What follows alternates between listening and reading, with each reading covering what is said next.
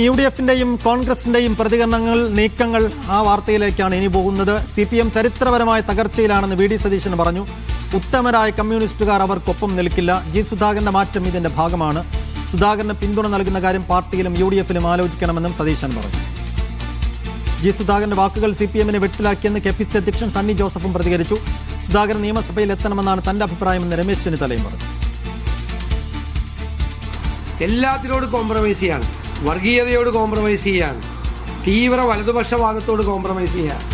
ഇത് കമ്മ്യൂണിസ്റ്റ് പാർട്ടിയുടെ അടിത്തറ, CPM-ന്റെ അടിത്തറ കേരളത്തിൽ ഇളകിയിരിക്കുകയാണ്.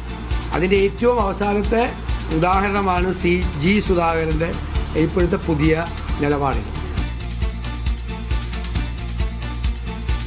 അദ്ദേഹം പറഞ്ഞ കാര്യങ്ങൾ CPM നേതൃത്വത്തെ വല്ലാതെ വെട്ടിലാക്കുന്ന കാര്യങ്ങളാണ് അദ്ദേഹം പറഞ്ഞത്. അതിനവർക്ക് മറുപടി ഉണ്ടാകുമെന്ന് കരുതുന്നില്ല.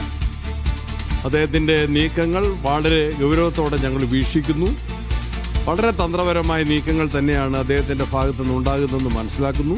കേരളത്തിലെ കോൺഗ്രസ്, ആലപ്പുഴയിൽ നിന്നുള്ള ദേശീയ നേതാക്കന്മാരുൾപ്പെടെയുള്ളവർ വളരെ ശ്രദ്ധാപൂർവം വീക്ഷിക്കുകയും UDF ഉചിതമായ നിലപാടുകൾ സ്വീകരിക്കുകയും ചെയ്യും.